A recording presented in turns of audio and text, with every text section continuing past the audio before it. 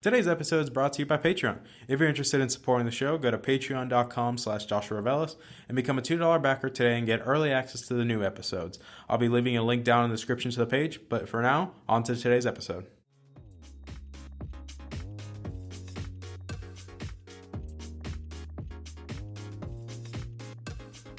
You're listening to the Augmented Experience podcast. My name is Joshua Bellis. I'm a student, musician, and a gamer at heart. Join me as I sit down with fellow enthusiasts to talk about what's going on in the technology, business, and gaming world. I hope you guys enjoy.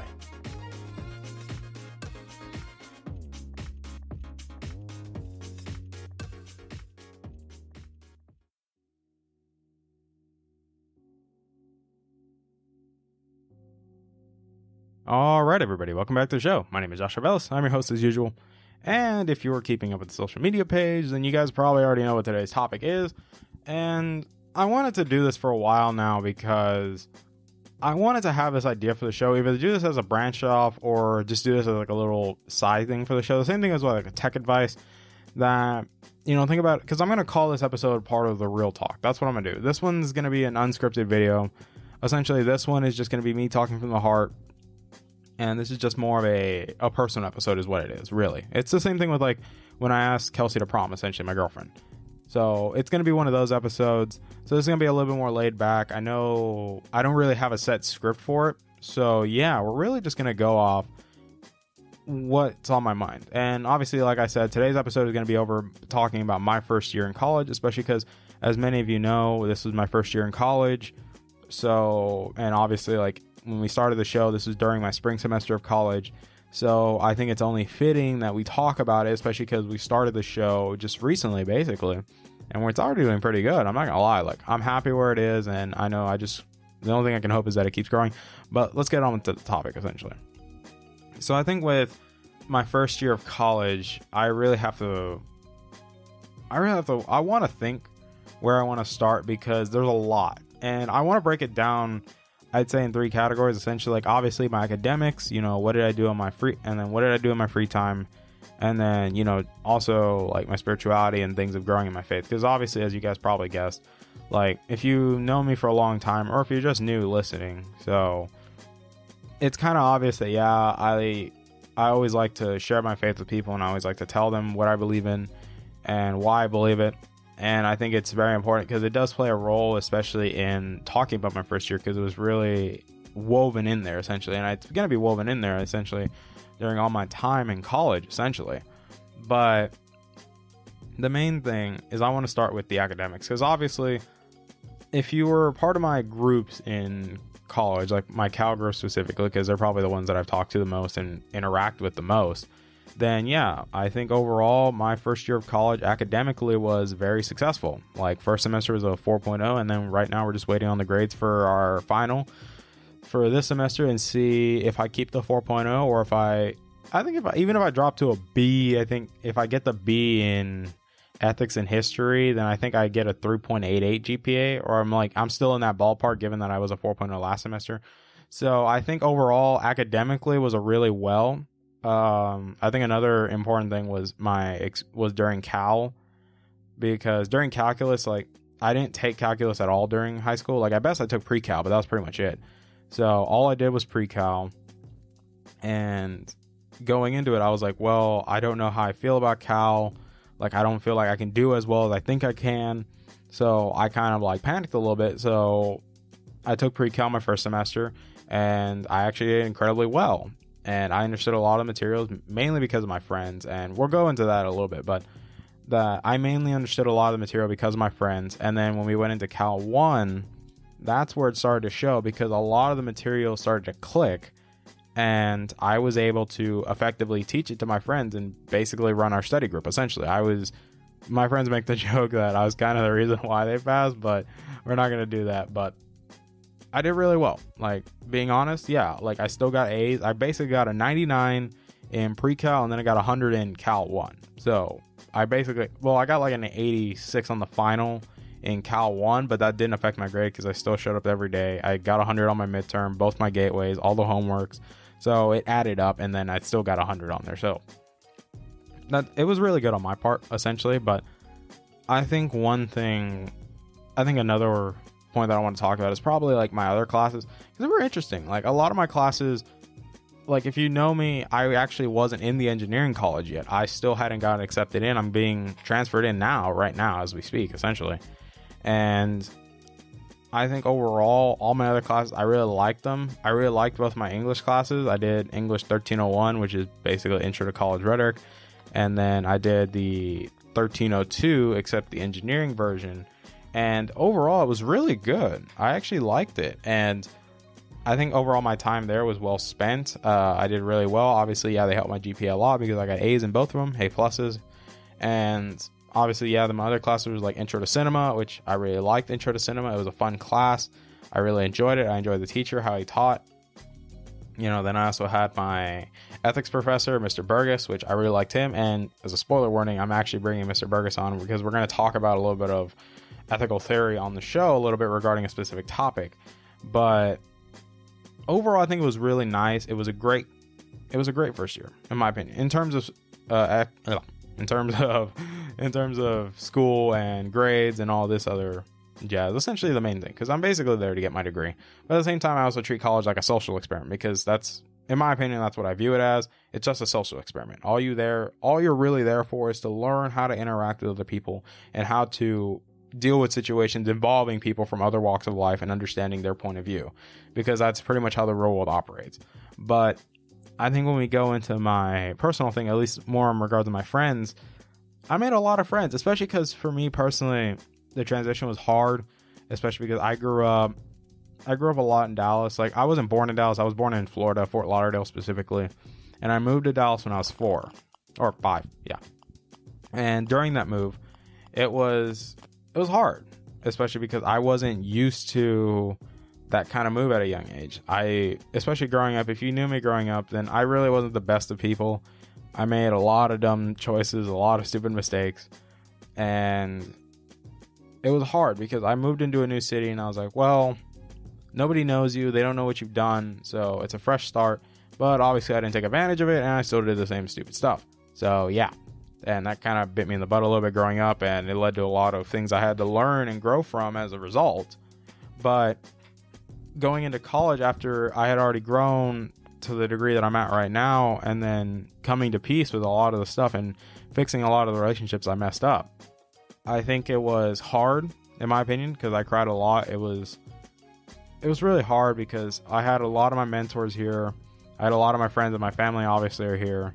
And then, well, yeah, also, if you know me, like, me and Kelsey didn't make it official until, like, well, we started dating, like, in May, but we didn't really say we loved each other until, like, I would say, basically, like, the night before I left, because we were crying, essentially.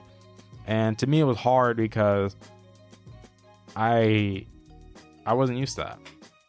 And I know it wasn't a goodbye forever. I know it's just temporary. It's only 4 years, but at the same time, in those 4 years, you miss out on a lot of stuff. And I know for my mom and my dad, it was hard because they weren't used to not having me around for that long of a period. They've always had me, like, in close proximity. And even if I went to Costa Rica, like when I was 15, when I went to Costa Rica for like a month, it was only a month, and that already was making my dad incredibly sad. So the fact that I had to tell him, hey, Dad, I'm going to be gone for 4 years, you know, you can only imagine how that makes him feel. And my mom, too, because my mom was really sad. She was crying a lot when we were moving in. I cried a lot, too, because it was hard. And I know, like, a lot of people were telling me, hey, like, this is what you chose. Like, you know, you didn't have to do this. But I think that's what we'll go into the next topic. But I think overall it helped a lot with my friends, making new friends, especially like my Cal groups has been amazing. Like, even the people I met in other classes have been really great, in my opinion. It's been one of the best experiences I've had in a long time. I think a lot of these people, I really wouldn't have met them. It wasn't because of the school providing the opportunities. Like, it's, in my opinion, it's crazy. But I'm grateful for what the school has done and what they provided. I can't really imagine what I'd do without the opportunities they provided me. And this really even goes into, like, I'd say the next topic, which would probably be my beliefs and everything. Because when, like, I think going into it, like, obviously like, if you know me well and you've been keeping up with me on my social medias and things like that, then yes, I'm a Christian. I truly believe that in the resurrection. I believe that the Bible should be taught exactly the way it's written. I believe that I hold everything that the Bible says to be 100% true, even though I know there's some people that disagree with me. Hey, that's fine. That's you. And obviously, I don't believe in forcing beliefs on anybody. Realistically, I don't. That's not what the Bible even talks about. It tells you not to force your beliefs or even force people to believe, essentially. That you only present the information and you let people decide what they want to do. If they want to believe, great. And if they don't, hey, that's great. That's up to them. And to me, this was a really good learning, especially because there's a lot of stuff that I still deal with that I haven't really gotten over. And there's like a big issue I still haven't dealt with, and I'm still dealing with it. But I think it made it harder to grow in my faith a little bit due to the fact that I didn't have my mentors around anymore. That, yeah, I could call them, but I couldn't really it's hard to have a conversation about the serious topics over the phone and not have it in person. Because I think in person, that's where those conversations are meant for. Like, I personally don't like serious conversations over the phone because, in my opinion, it doesn't do the person justice. Realistically, it doesn't do the conversation justice, in my opinion. But we had to make do with what we had. And there was a lot of stuff that I had to learn in the process.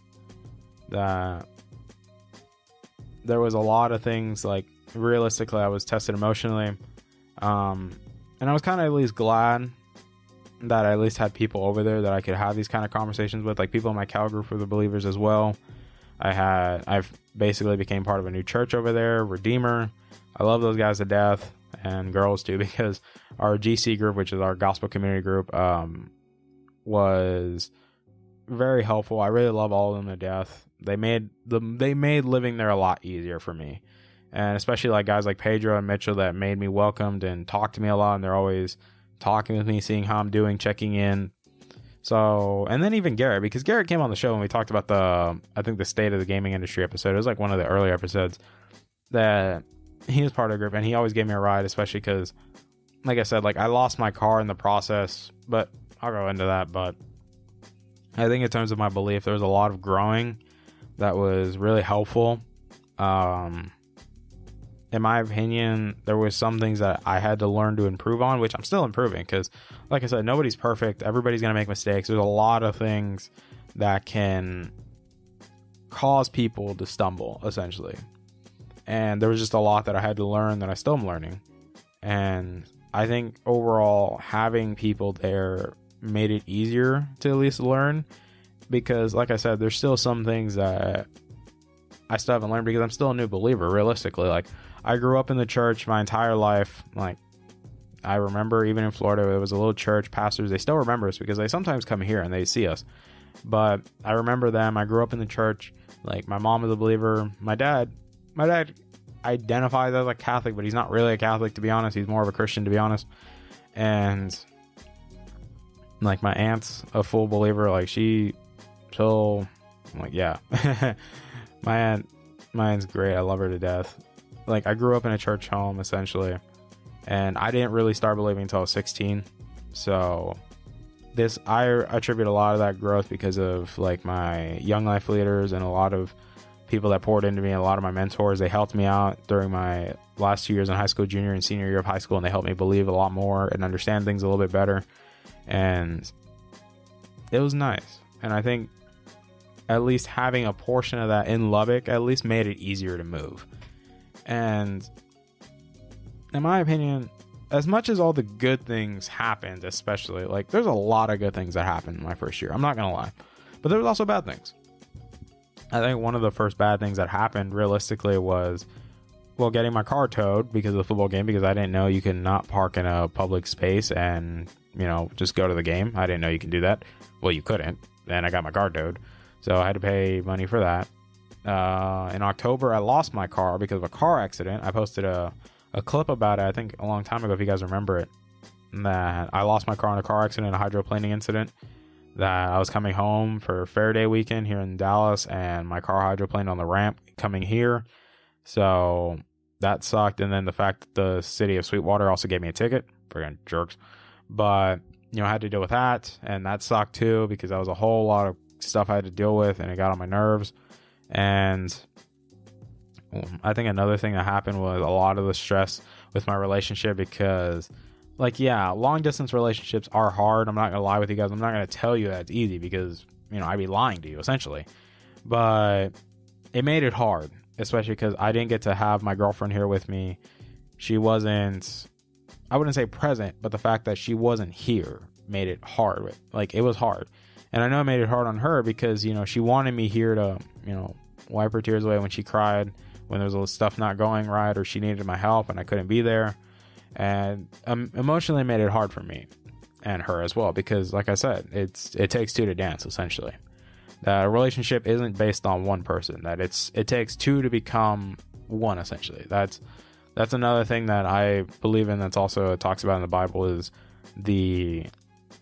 a sense of how marriage, and especially, dating is a new concept, but it can be inferred, because it's a stepping stone to marriage, that two become one, essentially. Is that you have to learn how to work with your partner, essentially. Is that it's not a one person makes a decision, the other one just stands there and looks dumb. No, it takes two people to make a decision. And it was hard because we couldn't be there. We can FaceTime, but that's not the same thing. And obviously, it's going to be a little bit easier because Kelsey's coming here next year, coming to Tech specifically. But that first year was hard, especially because that was our first year together. And obviously, I didn't want to put her through that, because, that's hard. But I'm glad we made it work and everything played out well. But there was still a lot more. I can't even begin to imagine how many nights I would cry sometimes, because I would be upset that I messed up and I didn't do something right. And I think that's something I still deal with a little bit, is because that's what I was used to growing up, is that I was used to being berated for always making mistakes. And I think when I make one now, even though I'm in a better place, it still gets to me a little bit. And that's me being honest with you guys. It still gets to me. I'm not some perfect human being. I'm not gonna stand here and not make mistakes, because I'd be lying to you. But it does hurt sometimes. Sometimes it gets to me, and sometimes it gets in my head. And sometimes I have to learn how to deal with that realistically. I have to be better at managing that and not beating myself up because of the mistakes I made in the past. We're gonna make mistakes, you're gonna mess up, you're not gonna be perfect. Sometimes you're not gonna do a quiz right, you're not gonna do a test right, and sometimes you can't make it up, and you're like, okay, I just gotta keep going forward. And that happened a lot. I'd say my second semester specifically is where that happened the most. The second semester is where I ran into issues where I would, I failed a test, my first history test. I got a 1 out of 5.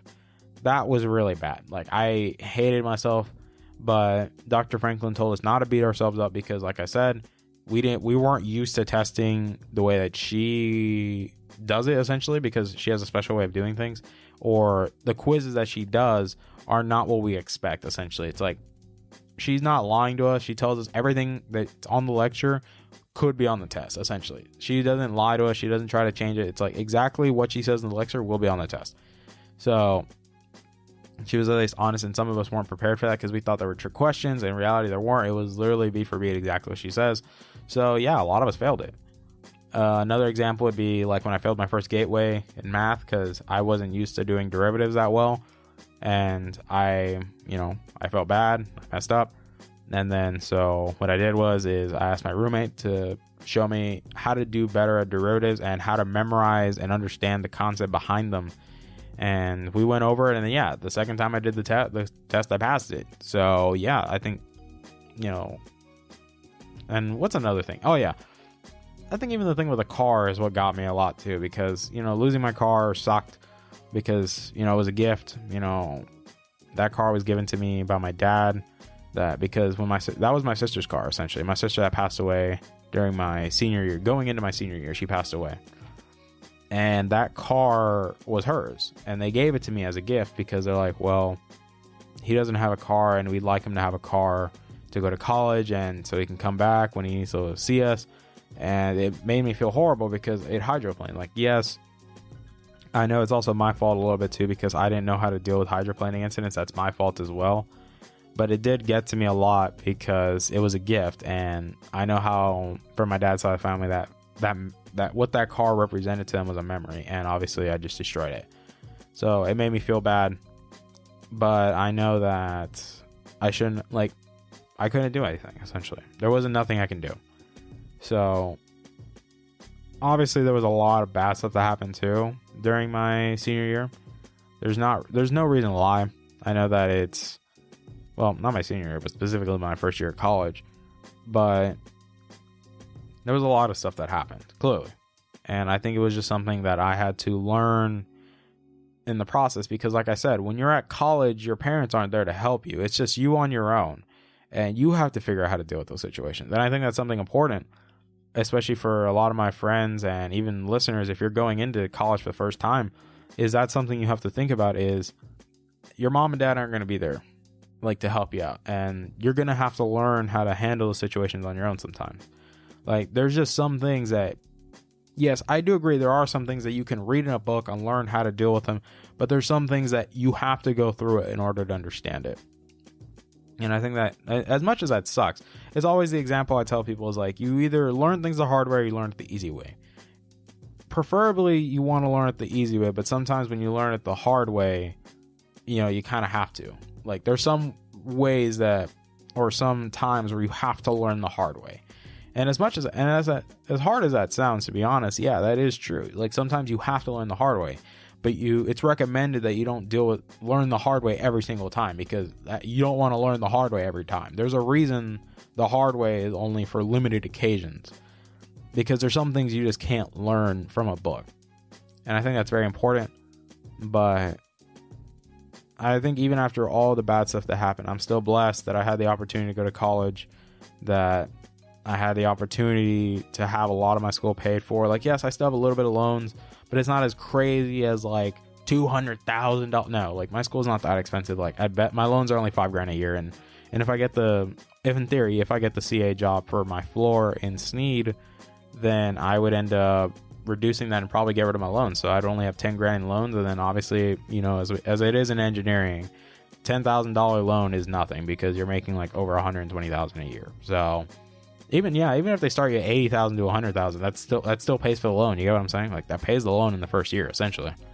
But I think that's something that we have to be mindful of, that there's a lot of benefits that come with college. But I'm not going to say that college is for everyone. I'm not going to go that far. I know there's some people that don't need to go to college because, hey, they just, like, what they want to do doesn't require it. Like, it's the same thing with, like, I'd say audio and sound engineering. Like, yes, it's nice to have the degree, but you don't need it. Like, you don't need a degree in photography to be a good photographer. Like, you don't need I wouldn't say you need a degree in journalism, because in my opinion that's kind of dumb, because journalism is just researching information, stating the facts the way they are, and if it relies you to present your opinion, then yes, you provide your opinion. But you don't need to go to a school to do that. And the same thing with photography. Photography, people can just learn on their own. Like, that's kind of the way we're going. Like, cutting hair, yes. Like, that's where I would recommend, like, I wish they would open trade schools for photography, because I think it would save people a lot of money. They wouldn't go into debt because of photography being, like, so much money. And yeah, I think it would make it easier. It's the same thing with, like, plumbing. Like, plumbing, you just go to a trade school, or you go to plumbing school specifically. Like, there's a lot of stuff in there. Like, that's what my friends did. Like, some of my friends went to trade school, and yeah, like, they'll be done in 2 years. And some people, they went to community first, which, another great option. Hey, if you don't have the money to pay for the university up front, don't put yourself like in $20,000 debt right off the bat for the first year. Go to community first, save up that money, and then transfer in, because not only will your grades look a lot better, the school will give you more money, and then if you're independent, then the FAFSA will give you more money. But I think overall my first year was great. I'm personally excited for my second year and so on until the day I graduate, which, trust me, I'm waiting for that day so much, because that's going to be great. I know it'll be a huge thing for my family and them. But I think overall, it's a great experience so far. I know it's easy right now, and I know it only gets worse, because, trust me, with the engineering school classes, it gets a lot worse. But it's all part of the process, because there's an end goal to it. So I hope you guys not only keep listening to the show, but keep supporting me throughout my journey in college. I know it's something new, and I know it's something I have to learn along the way, and how to deal with it and how to work through it. But I hope you guys can keep supporting me through it, keep motivating me to keep going, keep doing what I'm doing, essentially. That I know what I'm doing is right, essentially. I know what I'm doing in college is working. So if it ain't broke, don't fix it. Unless if you need to learn something new, then yes, you should probably fix it and learn something new. But I hope this was helpful in some way or fashion for the people that, you know, are probably going to college, or they wanted somebody's take on college, essentially. But I hope you guys enjoyed today's episode. Like I said, this is more of a laid back episode. I'm still going to put music, but it really wasn't scripted. Like, I didn't write a script for this. I was just literally talking off my heart. And that's how I felt realistically about my first year in college. So I hope you guys enjoy. On a side note, I'm also using the new microphone. So if it sounds a little bit different, then yeah, we're using the new Shure SM7B. Or not SM7. What am I talking about? That's a $400 microphone. The SM58. But I hope you guys enjoyed today's episode. I love you guys to death. You guys take care of yourselves. Have a wonderful week, guys. I love you guys to death.